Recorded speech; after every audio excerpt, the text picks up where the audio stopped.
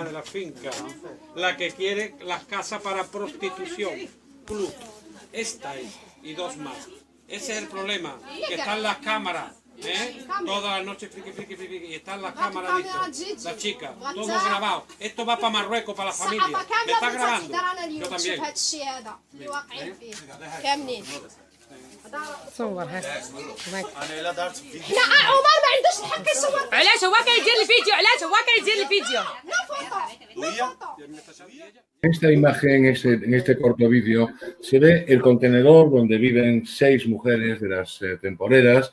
Este contenedor de obra tiene 6 jergones. Por cada jergón pagan entre 120 y 180 euros al mes. Es decir, por el alquiler de un contenedor de obra con 6 jergones tiene un mínimo de 360 euros al mes, como si fuese un hotel.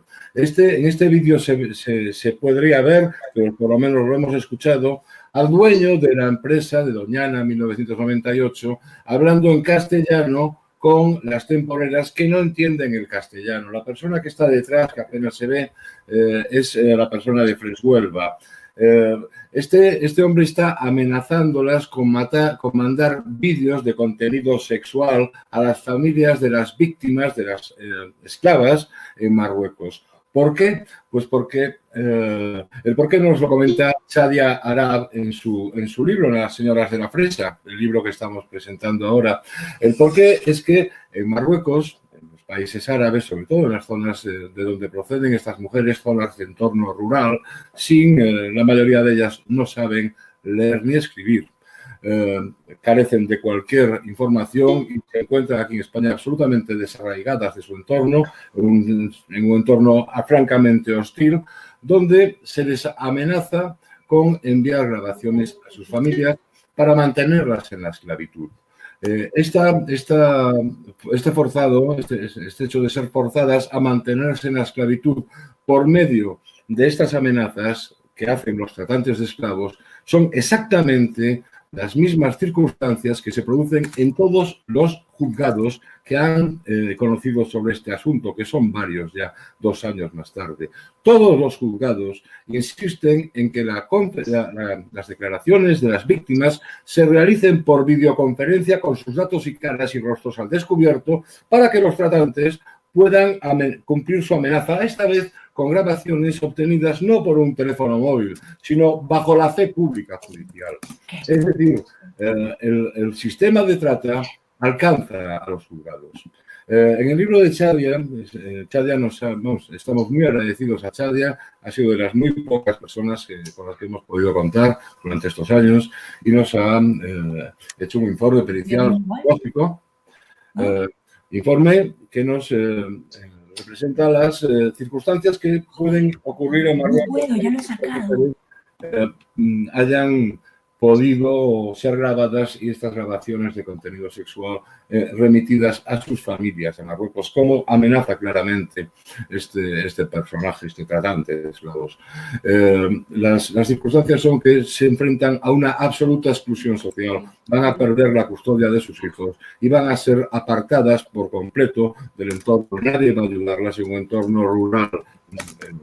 De un país como Marruecos, pues esto es francamente muy parecido a la muerte en vida. Además en muchos casos estas personas acaban suicidándose. Esta amenaza tiene un recorrido anterior. El recorrido es el siguiente.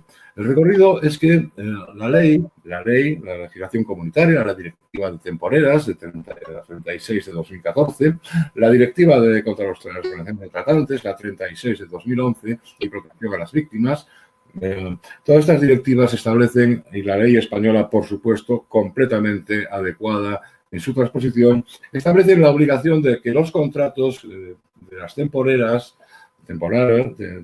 por temporada, estos contratos tienen que estar firmados por las dos partes en origen. Se llama la contratación en origen.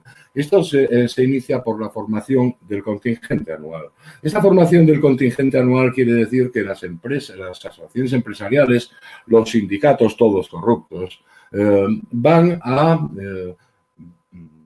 definir la cantidad, el número de trabajadores extranjeros que habría que llamar para cada campaña, dado que en España dicen no encontrar trabajadores para estas labores. Esto es absolutamente falso, ya radicalmente. En este momento nos encontramos en una fase preparatoria del delito. El delito que tiene carácter anual. Esta fase se prepara todos los años. Todos los años se infla brutalmente el número de personas que necesitan precisamente para no contratar a españoles y no tener trabajadores sino esclavos.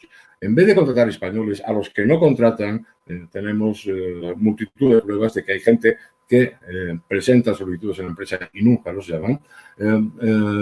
Este contingente de trabajadores son reclutados posteriormente en la fase de captación. El delito de trata de seres humanos tiene tres requerimientos. El primero son unas conductas. ¿Cuáles son los hechos? Las conductas consisten en reclutar y captar a los futuros esclavos. Después se les transporta, se les da alojamiento y luego viene la fase de explotación. La fase de explotación, en lo que nos ocupa ahora, pues es una explotación de carácter sexual, en primer lugar, y de carácter laboral, en segundo lugar. También hay circunstancias de explotación de la mendicidad. Además, bueno, es muy largo de explicar, vamos a intentar centrar el tema en lo más sencillo. Entonces, esa contratación en origen, la ley española, las directivas comunitarias, la normativa internacional de Naciones Unidas o Consejo de Europa, exigen que el contrato se firme en origen y que consten en el contrato, primero, las dos firmas, segundo, exigen que el contrato tenga vigencia, que tengan trabajo durante todo el tiempo del visado. ¿Cuál es la dificultad jurídica? La dificultad es que se va a tramitar a la vez el permiso de residencia y el visado. Por eso es un régimen especial. El visado, que depende del Ministerio del Interior, y el permiso de residencia, que depende del Ministerio de Trabajo y va a ser ejecutado por la Administración Autonómica, la autorización inicial. Esto va en un bloque. Ellas van a tener una autorización para trabajar en España durante X tiempo en las condiciones pactadas en origen en Marruecos conforme a este contrato, que tiene que tener unas verificaciones legales que son trabajo garantizado durante todo el tiempo de permanencia en España. Esto no se cumple ninguno en realidad. Van a tener entre otras cosas unas obligaciones mínimas, van a tener los mismos derechos que los españoles por convenio o legislación laboral, con un añadido, y es que durante toda la vigencia de este contrato van a tener que tener trabajo. ¿Qué es lo que ocurre? Que cuando, en el caso que nos ocupa de las 10 temporadas contra la esclavitud del 2018, que es en el caso que nos vamos a centrar, porque se han archivado las diligencias, de las dos diligencias, estamos en apelación ante la Audiencia de Huelva y en este momento sí podemos dar información sobre estos autos que ya no están en fase de instrucción. Hay otros asuntos que están en fase de instrucción en los que no podemos dar en este momento más datos. Esperamos hacerlo para bien, por pasar a la fase judicial, o para mal, por volver a soportar un archivo delictivo, en nuestra opinión. Es decir, tenemos unas personas que firman un contrato que obliga a los empresarios, pero los empresarios no van a buscar, no van a hacer la fase de captación. Los que van a hacer la fase de captación son las asociaciones empresariales. En este caso, Freshuelva. Freshuelva contrata en su propio nombre con las víctimas de trata, y este contrato, que es el que debe de regir en España durante todo el tiempo de su residencia, según llegan a España, desaparece. Desaparece hasta tal punto que no hay ni rastros de él, y cuando la Inspección de Trabajo, y este es ya el inicio de la corrupción, cuando la Inspección de Trabajo aparece a revisar o a levantar acta de infracción, va a falsificar los contratos, va a falsear la realidad, va a comportarse como un integrante de la organización de trata y va a dar datos y documentos falsos. Va a obviar la existencia de las obligaciones legales y va a consentir que Freshuelva oculte el contrato inicial, el contrato realmente obligatorio, que es el firmado en Marruecos, donde se les garantiza el trabajo continuado. ¿Qué ocurre en este caso? Pues en este caso lo que ocurre es que se está asimilando a las trabajadoras marroquíes como si fuesen españoles, pero esto no es así, dado que su visado, su residencia legal en España, está asociada directamente a la vigencia de este contrato firmado en origen. Y esta vigencia garantiza también a los países comunitarios del espacio Schengen o por la libre circulación, garantiza que van a contar con medios suficientes para mantenerse en España mientras están trabajando aquí. Estas garantías desaparecen por completo en territorio de Huelva. Es un territorio donde no rige el derecho, ni el internacional ni el nacional. Llevamos 20 años, por lo menos, padeciendo la esclavitud en Huelva. Las primeras informaciones en la prensa de las que tenemos conocimiento arrancan en el año 2000 y 2001. Más adelante ya empezamos a ver cómo se cambia el sujeto que se va a buscar, la víctima. Se cambian y dejamos de traer víctimas de Europa del Este, que empiezan a tener derechos comunitarios exigibles, y empezamos a buscar víctimas en Marruecos. ¿Dónde las buscamos? Pues las buscamos en los sitios más remotos. Allí donde hay mujeres que tienen grandes necesidades económicas, en muchos casos pasan hambre, y que tienen hijos menores a su cargo. Estas son las víctimas. Estas son las personas que son captadas. ¿Cómo son captadas? Mediante el engaño, consistente en ofrecer estos contratos firmados en origen que se garantizan, en principio, se deberían de garantizar por los órganos judiciales españoles y por la Inspección de Trabajo, y no se hace, pero estos contratos les dan lo que en Marruecos es realmente un beneficio económico. Es decir, pueden ganar en 3 meses más de 3.000 euros, que necesitan, pero necesitan con urgencia. Por eso vienen aquí. Y cuando llegan aquí se encuentran que van a ser depositadas en una empresa distinta, Freshuelva, nadie les dice nada, y van a estar encerradas en sus jaulas, pasando hambre, durante una semana o 10 días. Durante esta primera fase, que las tienen pasando hambre, porque no se puede traer alimentos al cruzar la frontera, ¿verdad? Pues llegan aquí y pasan hambre y se les está forzando a prostituirse. Algunas víctimas han caído en la prostitución y cuando caen son grabadas. La dinámica de la prostitución en estos casos es francamente perversa. La dinámica consiste en que una chica que tiene hambre de varios días o una semana, las alcahuetas que trabajan para la empresa, si es que se puede llamar empresa, a este nido de ratas, las alcahuetas van convenciéndolas para que se monten en coches con chicos. Chicos que pueden ser hablar árabe o no, o pueden ser españoles. Imaginémonos un caso concreto, no voy a dar nombres, por supuesto, pero es una de las 10 temporeras, que entra en un coche con un chico, no sabe hablar español, el chico no habla árabe y acaba siendo violada en el coche. Ella no tiene ni idea de lo que le va a pasar. Es un chico que se va a portar bien con ella, que le va a ayudar a conseguir comida y la viola. Cuando la violan, la graban. Y cuando esa grabación, hemos visto este vídeo, estas grabaciones de violaciones son utilizadas para forzarlas a la esclavitud, para forzarlas a continuar con la prostitución también, porque lo hemos vivido, hemos estado 3 meses viviendo en nuestra casa con las 10 temporeras y el hijo recién nacido de una de ellas, que vino embarazada y dio a luz en España, tras varios intentos de ser violada. Precisamente su estado de gestación parecía un acicate para los violadores. Se les amenaza con enviar estas grabaciones a sus familias en Marruecos. Hemos visto que no hay nada más ajeno a la idea de culpa que el trato que reciben estas mujeres de sus familias. No importa que hayan sido violadas, lo que importa es que están sucias. Y esto es lo que las mantiene en la esclavitud, en manos de los tratantes de esclavos y forzadas a la prostitución. Pues esto mismo es lo que han hecho todos los juzgados intervinientes, pero mucho peor. Aquí vimos en el vídeo se está grabando por el tratante, pero los juzgados esta grabación se les da bajo la fe pública judicial, es indiscutible su realidad. Y si no aceptan estas condiciones en su declaración, se nos están archivando los asuntos. En 2 años no se ha investigado nada. ¿Cómo iniciamos las actuaciones inspectoras? Lo primero que pasó en este caso es que estábamos por casualidad, Belén y yo, en Málaga, cuando recibimos una llamada de una persona marroquí del entorno de estas mujeres de la mezquita de Almonte, que nos pide por favor que vayamos a sacar a 2 personas que están enfermas y que la empresa, desde hace días, y que la empresa no las lleva al médico. Allí nos vamos y nos encontramos. ¿Podrías poner, por favor, Rocío, la fotografía número 3? La foto, nosotros llegamos el día 31 de mayo de 2018 a este campo sin la menor idea de lo que nos íbamos a encontrar. Nos quedamos en estado de shock. Nos encontramos una jaula que, bueno, la imagen de la jaula es una imagen que figura en el atestado de la policía, porque al día siguiente yo fui con la policía y por lo menos conseguí esto, entre que me querían detener a mí por denunciarlos, todo muy salvaje. Y vemos en otro vídeo, que tampoco se puede poner, por desgracia, el recorrido perimetral de la jaula. Estaban encerradas en una jaula.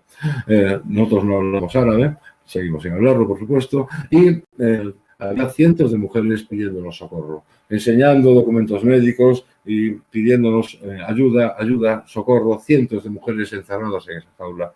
Nos quedamos absolutamente impactados. Al día siguiente, porque nos cogimos a una de las enfermas, a la otra no pudimos porque tenía un problema de espalda y no podíamos moverla del jergón. A la que cogimos, a la primera de ellas, nos la llevamos. Cuando estábamos yendo con ella hacia el hospital, nos intentaron sacar de la carretera los tratantes, nos llamaron por teléfono amenazándonos. El teléfono desde el que nos llamaron se lo dimos al día siguiente a la Guardia Civil. Hemos denunciado las amenazas, las agresiones que sufrimos ese mismo día en una autopista. Nadie ha investigado nada, ni se nos han ofrecido acciones. Perdón, me equivoco. A los únicos que han investigado han sido a Belén y a mí. Los tratantes están al margen de la investigación. Las fuerzas de la Guardia Civil han actuado al servicio de los tratantes en todo momento, de la misma manera que la Inspección de Trabajo, y lamentamos decirlo, pero o bien por un problema de racismo puro o estereotipización, como se dice ahora, o bien sencillamente porque son parte de la relación criminal dedicada a la trata. Porque la trata de personas transcurre en el ámbito de organizaciones criminales internacionales. La primera regulación moderna del delito de trata de seres humanos se establece en un protocolo al convenio del año 2000 de Naciones Unidas sobre la delincuencia transnacional organizada. Es decir, en el seno de la delincuencia transnacional de las organizaciones criminales internacionales es donde tiene lugar la trata. Y efectivamente, cuanto más grave es la corrupción en un determinado país, más grave es el problema de la trata en ese país, lo que estamos hartos de ver.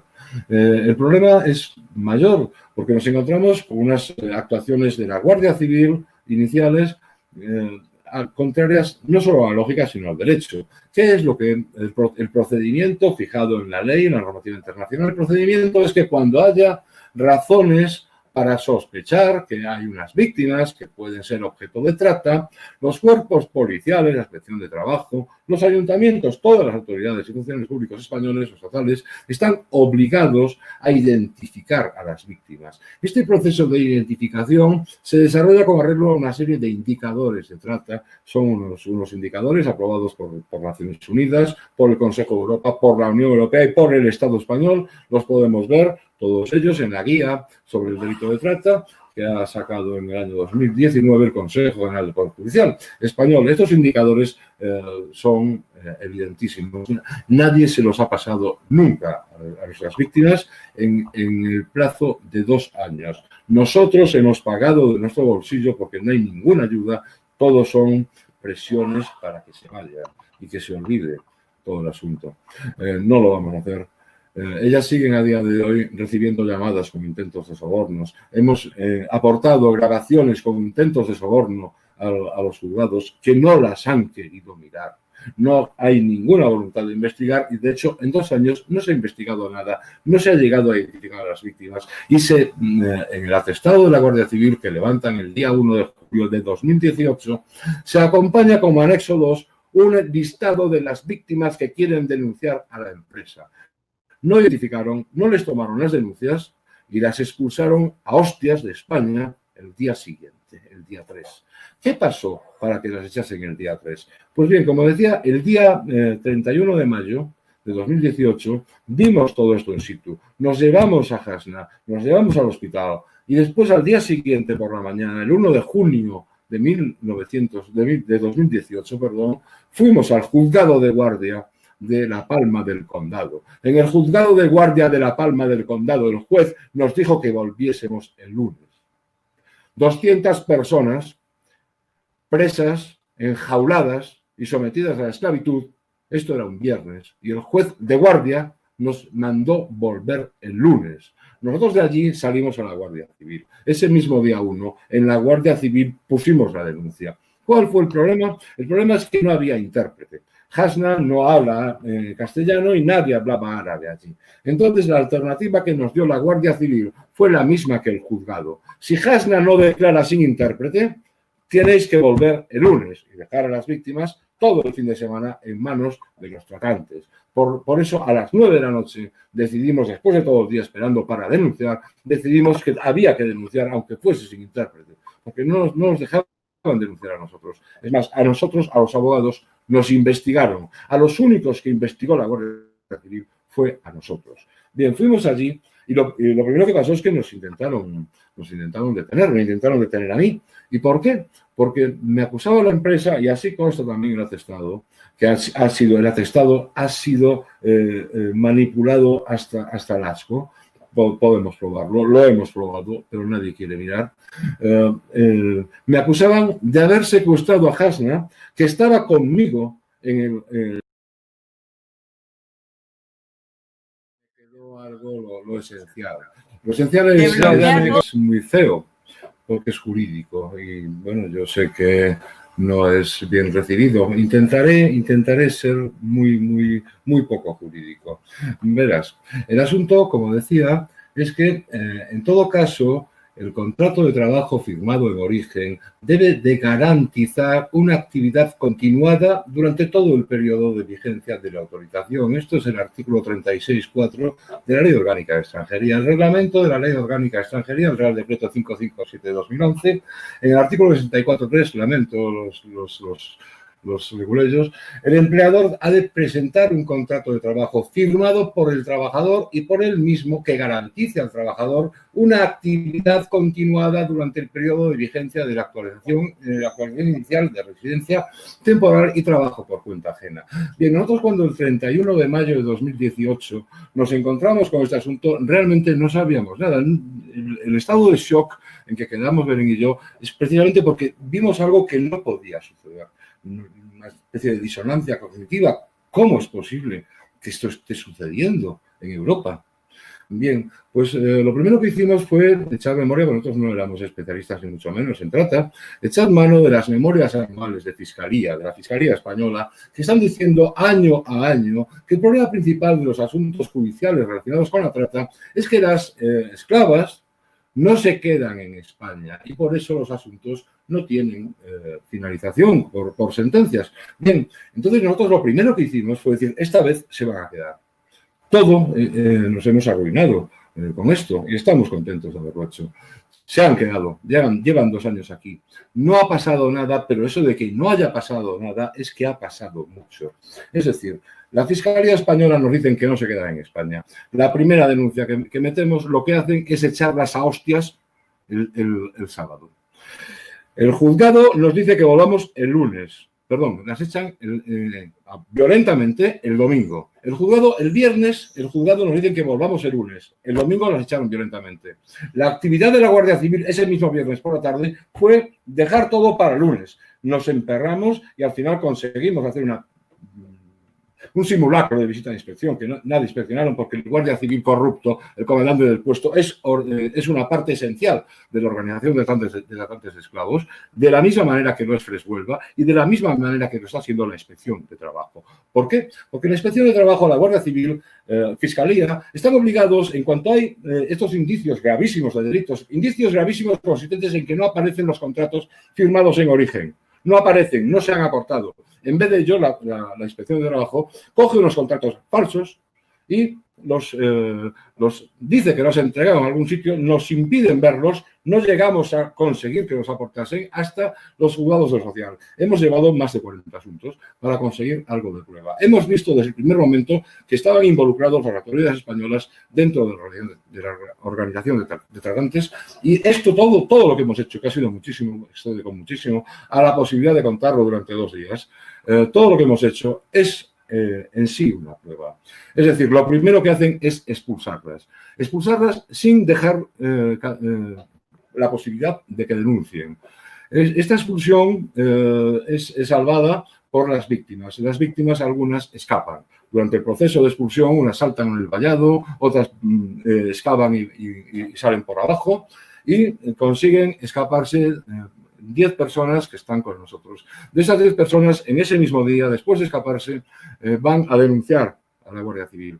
Y se encuentran con que en la Guardia Civil, quienes reciben las denuncias es exclusivamente este personaje, este tratante, este guardia civil corrupto, el comandante del puesto de Almonte, El Rocío y La Palma del Condado. Este personaje era el jefe de sus perseguidores esa misma tarde, y esa misma noche fue la única persona que estaba presente al momento de ser tomadas declaraciones. Esto es ya de por sí una rivalidad, tiene que haber un instructor y un secretario, ¿verdad? Pues solo está él. Este omnipresente Guardia Civil no se ha llevado a declarar. Nos han aceptado su declaración cuando la pidió fiscal, se negó a declarar, se negó a ir al juzgado y le pareció muy bien al juez y lo dejó sin declarar.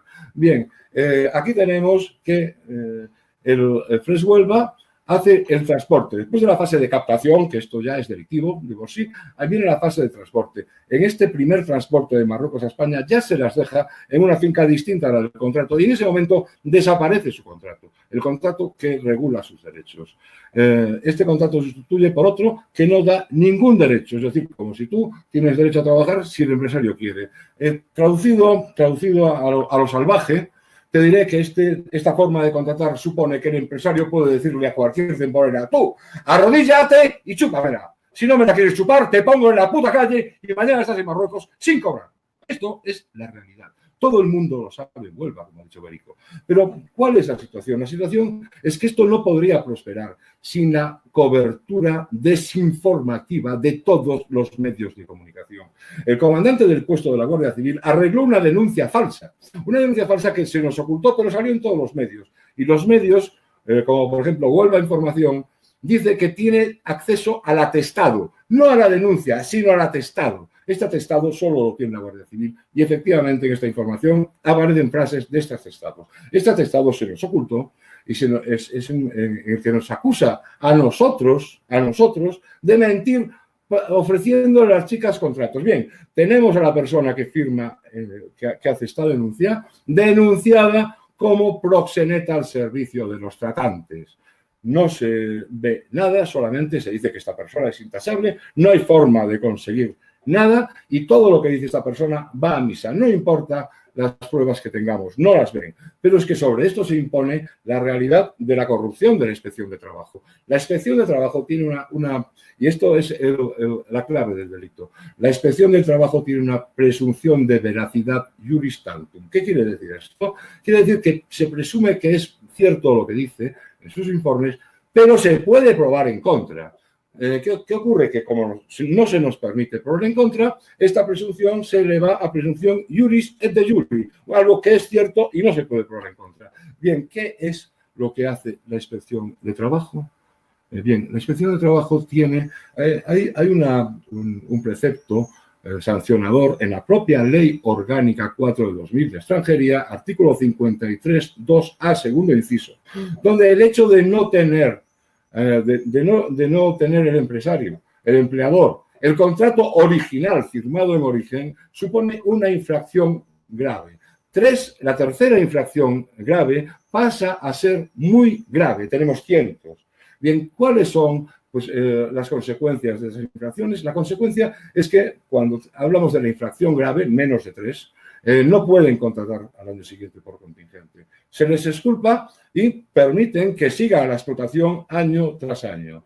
Y además, cuando pasa a ser muy grave, es decir, a partir del tercer caso, se supone que la consecuencia jurídica llega a ser el cierre de la empresa.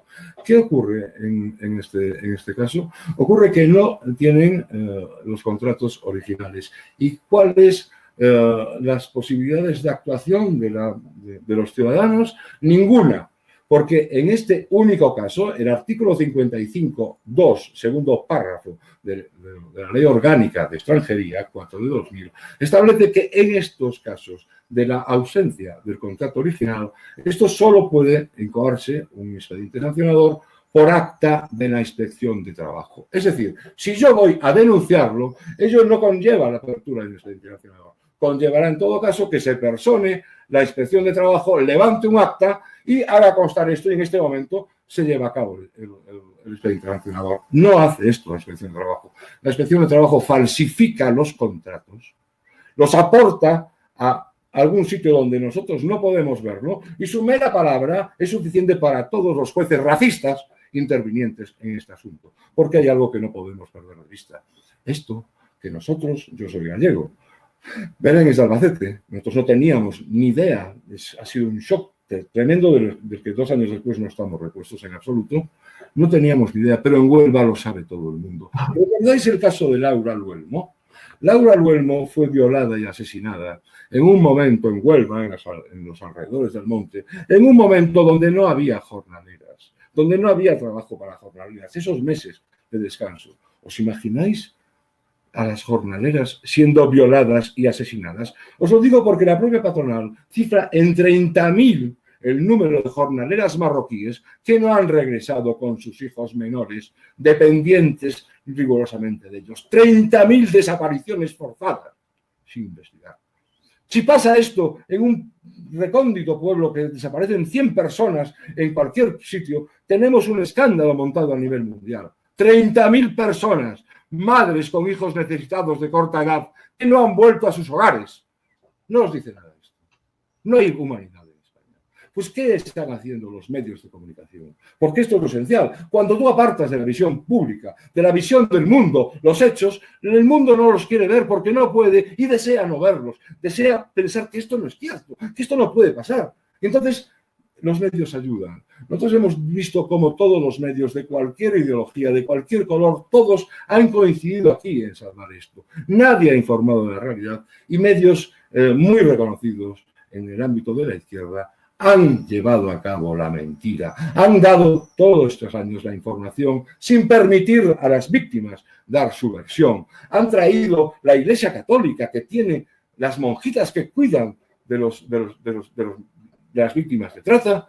La Iglesia Católica en su cadena de radios ha llevado a que nos calumnien, a que nos injurien, a que victimicen a las víctimas, a los tratantes, sin darnos a nosotros la oportunidad.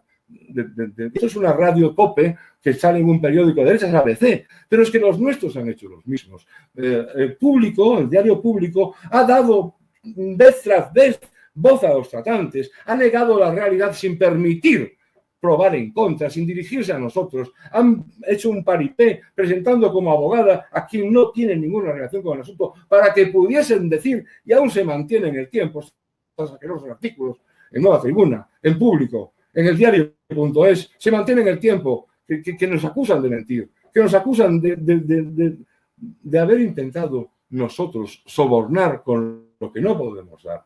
Y sin embargo, no han visto que la denuncia que todos sacaron de 131 temporeras que denuncian a nuestras clientas por mentir para adquirir papeles, esta denuncia es falsa, tan falsa como cuando a Belén en el año 2018 la invitan a darle un congreso, porque nos volcamos en dar esta información, en Marruecos al menos, la invitan a un congreso en Larache, y en Larache aparece una persona que firmaba esta denuncia el día 6 de junio, y la habían expulsado violentamente el día 3, luego no podía firmarla, y fuimos recopilando más personas que habían sido expulsadas. Tenemos ya más de 60 personas que querían denunciar, que las han expulsado y han utilizado sus pasaportes, sus datos falsamente, con fraude, han utilizado sus datos personales para decir que ellas estaban denunciando a ellas mismas. Nadie, ni un solo medio en estos 2 años nos ha dado voz.